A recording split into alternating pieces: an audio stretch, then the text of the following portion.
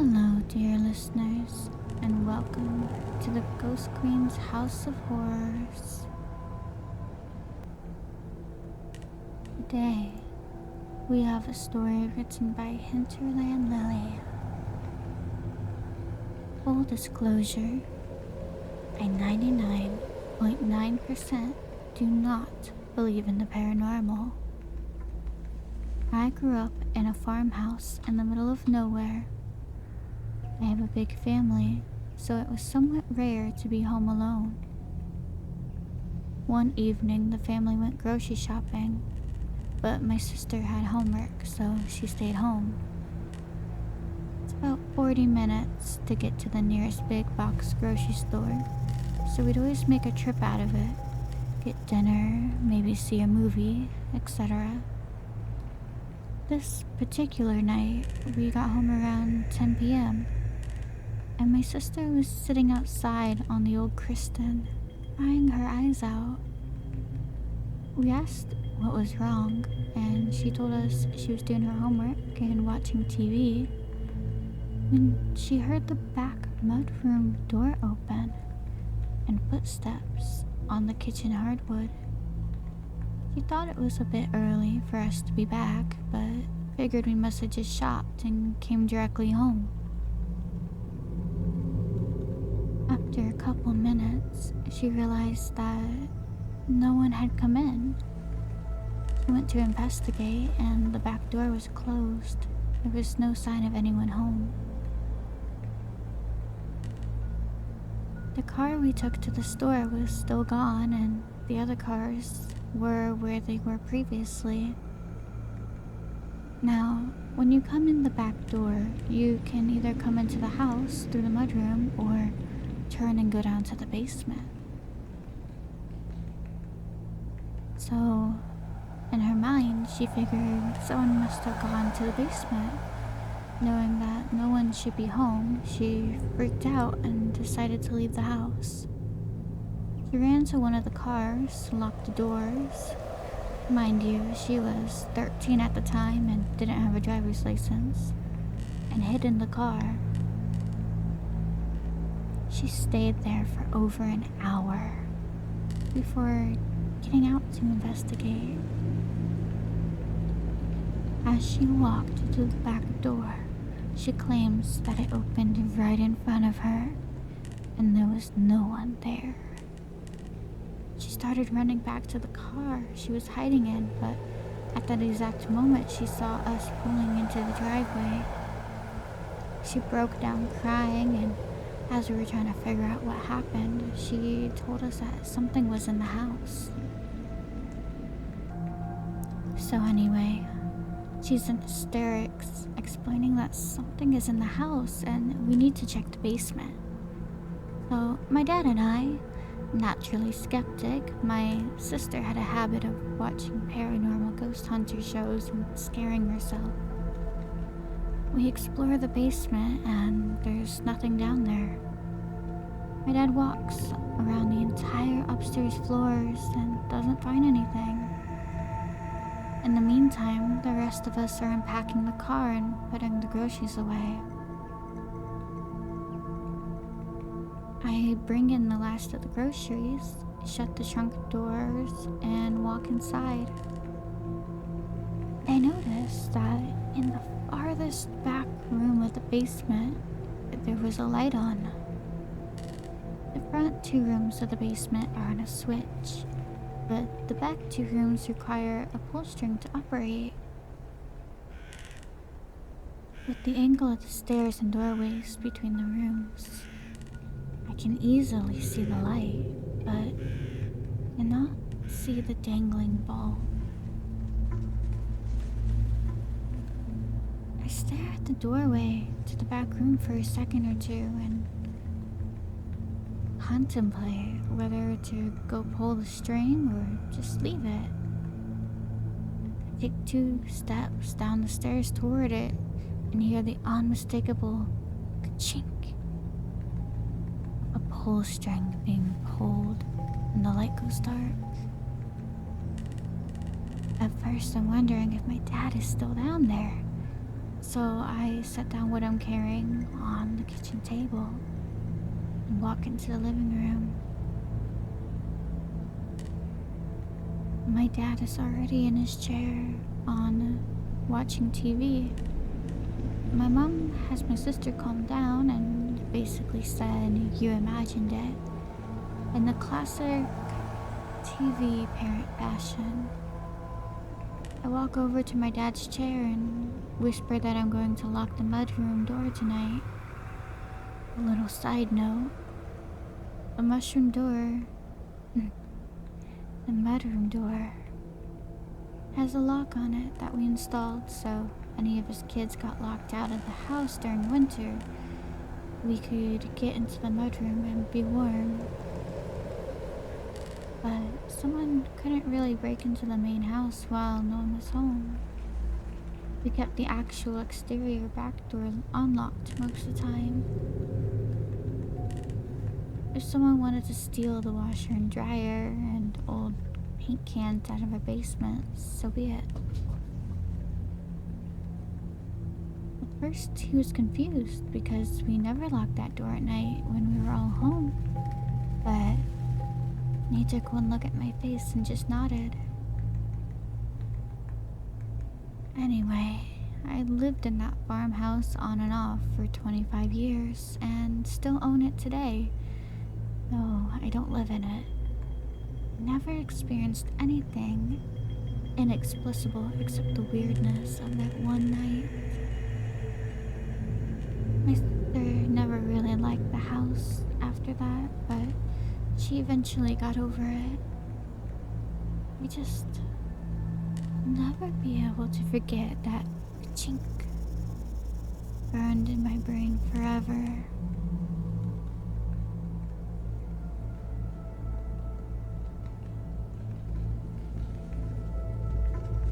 My second story of the night is written by Mighty Mouse Joe 8406. We have dogmen here where I live. No one outside this family. No one believes who's seen them over the years. For years they used to stay in the neighbor's cherry orchard, but since 2024, the neighbors across the road from us removed all their apple trees. Their apple orchard. Our property completely changed as soon as the sun goes down. You can feel the difference between the night and day out here now. The first time I actually saw one was in 2024 when I had to go outside at 2 a.m. in the morning to get our dog from her lead. We kept her near the orchard and our actual neighbor's yard, but never too close to the orchard. Anyway, I walked up to her to hook a leash on her collar and remove her lead. And I happened to look up in the direction of the cherry orchard. At the entrance of the cherry orchard, standing directly in front of a cherry tree of the very first lane, I see a very large, black, two-legged, dog-like creature standing there, just looking right at me. It stood as tall as the tree. Happy our dog either saw it or felt its presence, it immediately took of dragging me to the front door of the house as quickly as possible. Her ears were back and she was whimpering. I only saw it for a few seconds before being dragged back to the house by Happy, our dog. I never thought that they could leave the orchard. I honestly thought that until the end of last summer. I had planted some trees, and I like to water them in the evening with a sprinkler. One night, I went to go outside to receive the sprinkler after watering the last tree of the night.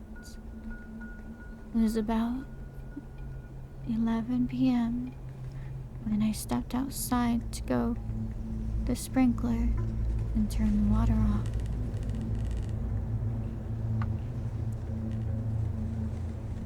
Anyways, I go to step outside. I went to turn around after shutting the front door. I go to turn my head and I see something dark. Extremely tall with pointed ears on its head. In the corner of my eye, it passed by our dog kennel. Our dog kennel is like 12 feet tall, and this thing's ears reached halfway up to the roof of the kennel. It had to be about 8 feet.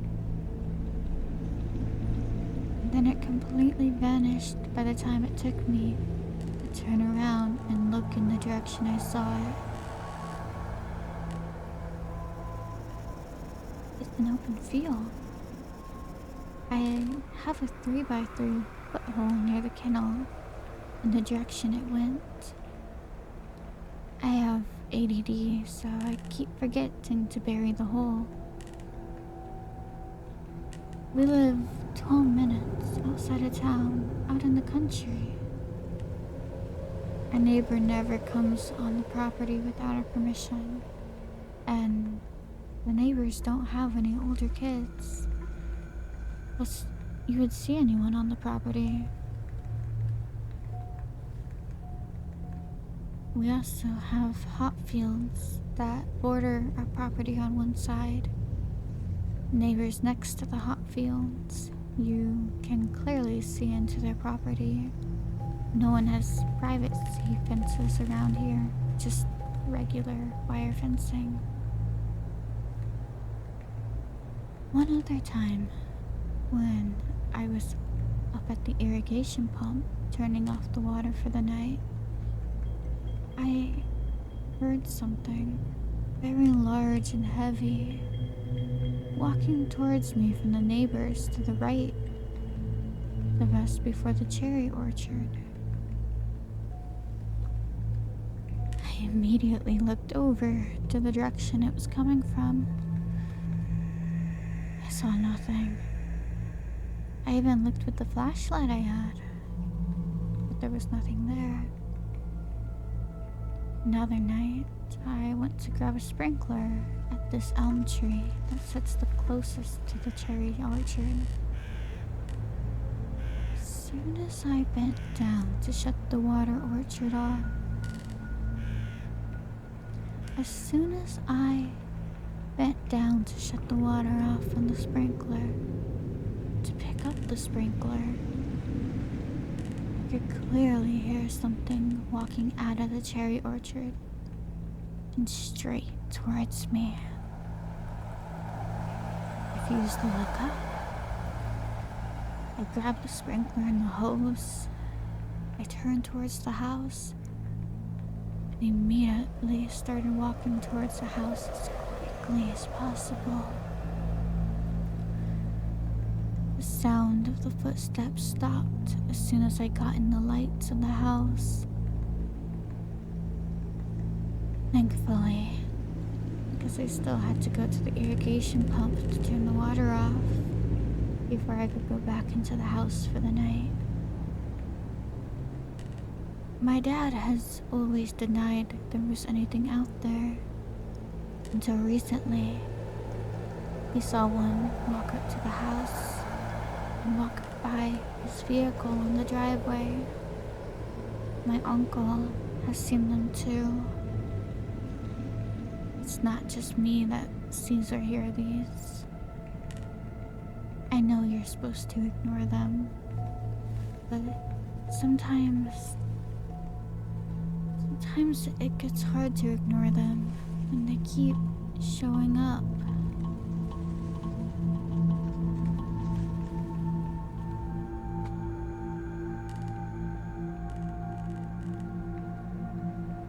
Alright, this will be our third and final story for the night. Also by Mickey Mouse Joe 4806.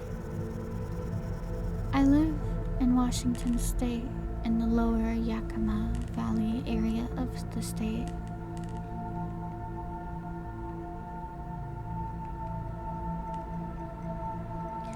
I've only seen it with glowing eyes, but it was only in a photo I took of one back in the early 20s. I've deleted it, of course, but because I didn't know any better when I did it. The photo was taken around noonish when the sun was out. It was bright and sunny that day. I've always felt something while I was in the orchard exploring it, or walking up and down the lanes. At first, it felt peaceful during the daytime in the orchard. But when the sun goes down, the vibe changes inside the orchard and you can feel the change. You can definitely feel a presence outside. It feels like you're always being watched by something. We've learned that if you have to pass the orchard's windmill, day or night, you can feel a change in the air immediately. And the closer it is to the canal at the bottom, the more you feel like you're being watched or surrounded by something invisible. You'll become more paranoid and overwhelmed with fear closer to the canal you get.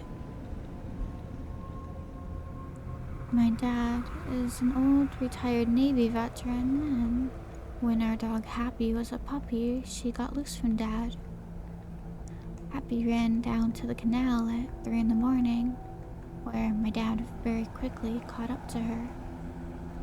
He grabbed her and immediately, walking very fast back up to the house, quickly as he could. He says he heard growling coming from the cherries and footsteps following him all the way up to the orchard. It stopped right at the entrance.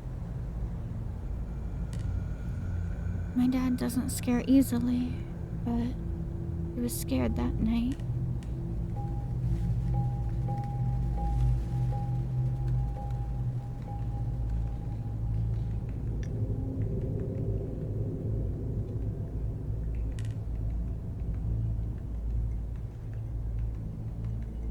A side note, the writer. When our neighbors first moved into the house next to us, the guy used to walk around the cherry orchard by himself. Then he just stopped doing it one day. We asked him why he stopped taking walks through the orchard, and he said he felt something off about the orchard, so he stopped walking around it because he no longer felt safe or comfortable around it. And I've noticed he avoids getting close to the orchard at night too. He's also put up a couple of outdoor cameras, and he put up white Christmas lights in his backyard. He stays close to his house at night. He's outside alone. He's also put up a pole-wired fence on 2 sides of his property, and the front and other side of his property he has put up a wooden fence.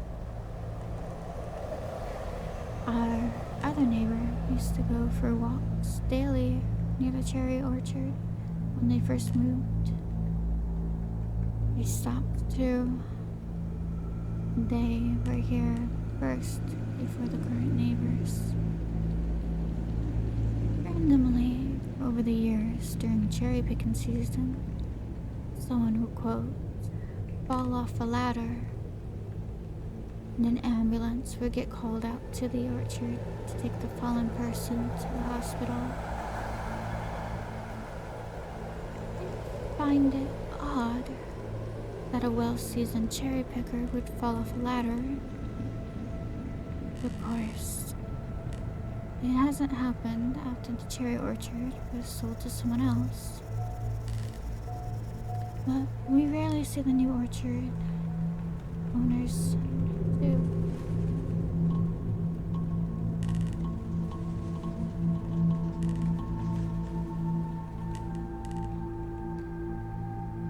Alright, dear listeners, that is the end of today's reading. Sweet nightmares and good night.